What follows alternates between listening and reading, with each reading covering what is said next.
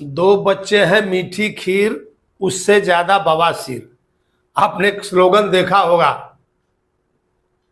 कहीं कहीं लिखा रहता था जनसंख्या नियंत्रण को लेकर के। नमस्कार, मैं हूं संजय पांडे और आप देख रहे हैं समाज की बात।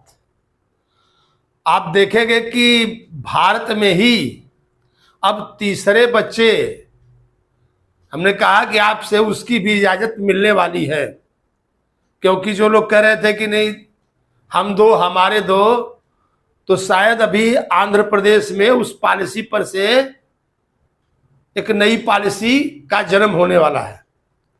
अगर आप देखेंगे तो आंध्र प्रदेश के मुख्यमंत्री श्री चंद्रबाबू नायडू ने कहा कि अगर यही हाल हमारे प्रदेश का रहा तो 2047 तक प्रदेश में बूढ़ों की संख्या ज्यादा हो जाएगी। और उन्होंने कहा कि जो दर है, हमारे जो देश में दर है 2.1 और वही हमारे यहाँ जो 1.6 है प्रजनन दर।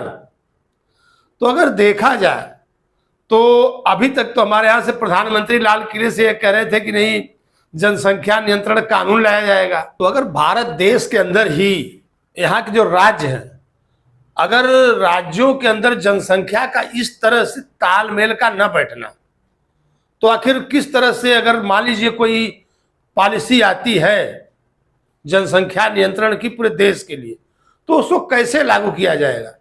अगर आंध्र प्रदेश कहेगा कि हमारे यहाँ आबादी कम हो चुकी है, हम 2 से 3 करेंगे, 3 से 4, 5 करेंगे, और यही बात अगर उत्तर भारत के लिए होती है कि नहीं आपको सिर्फ 2 ही बच्चे करने हैं और दक्षिण के लिए अलग, उत्तर के लिए, तो क्या एक क्षेत्रीय जो संतुलन है वो कैसे कायम रखा जा सकेगा, किस तरह से कानून लाया जा सकेगा। क्योंकि अगर आप देखेंगे तो ज्यादातर लोग डिमांड कर रहे थे कि नहीं कॉमन सिविल कोड, कोर्ट ने भी कहा था कि आप कॉमन सिविल कोड की तरफ बढ़िए और एक देश एक कानून और साथ में जनसंख्या नियंत्रण बिल, ताकि जनसंख्या का जो लोड है उसके वजह से काफी कुछ यहाँ पर जो देखा जाए तो जो प्राकृतिक संसाधन है उनका दोहन ज्यादा हो रहा है। बात कुछ समझ में नहीं आ रही है।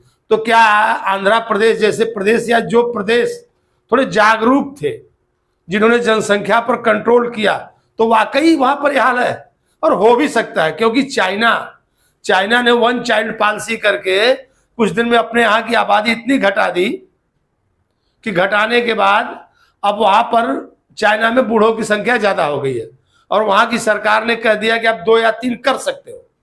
लेकिन अब वहां के लोग राजी नहीं है क्योंकि उनको उसमें ही मजा आने लगा। अगर आप देखेंगे तो अब प्रोत्साहन देने के लिए सरकार को कुछ न कुछ नया करना पड़ेगा। और इसी की बात कर रहे थे चंद्रबाबू नायडू। उन्होंने कहा कि उनके यहाँ एक कानून था, जो पहले नगर पालिका वगैरह में जो क्षेत्रीय चुनाव हुआ करते थे, उसमें जो 2 से ज्यादा बच्चे थे उनको चुनाव लड़ने की इजाजत नहीं थी, और ये महाराष्ट्र वगैरह भी लागू है। तो अब उन्होंने उसको हटा लिया है, वापस कर लिया है, और अब ये कानून बनाने वाले हैं कि जो ज्यादा बच्चे करेंगे उनको प्रोत्साहित किया जाएगा। तो बात थोड़ी बड़ी अटपटी लग रही है, क्योंकि क्या पूरे भारत में ये प्रचार होगा या पूरे भारत में ये हाल है या सिर्फ आंध्र प्रदेश में ही ये हाल है। और उन्होंने ये कहा कि 2047 तक हम अगर नहीं ध्यान देते तो हमारे प्रदेश में बूढ़ों की संख्या ज्यादा हो जाएगी, और कमोबेश भारत के कई गांवों का ये हाल है।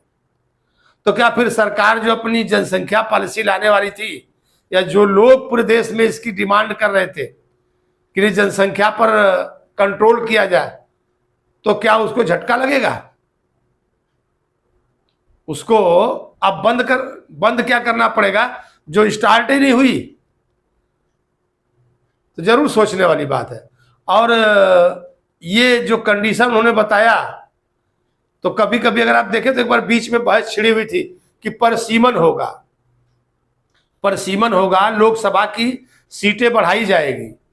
तो फिर क्या जो उत्तर भारत है जहां की आबादी बहुत ज्यादा है, तो वहां आबादी के हिसाब से अगर सीट रखा जाएगा तो उस हिसाब से क्या दक्षिण भारत में सीटें कम हो जाएंगी, उत्तर भारत में सीटें बढ़ जाएंगी? तो जनसंख्या के आधार पर अभी आप देख रहे होंगे पूरे देश में चला कि जिसकी जितनी संख्या भारी उसकी उतनी हिस्सेदारी। तो क्या हिस्सेदारी लेने के लिए जनसंख्या भारी करना पड़ेगा?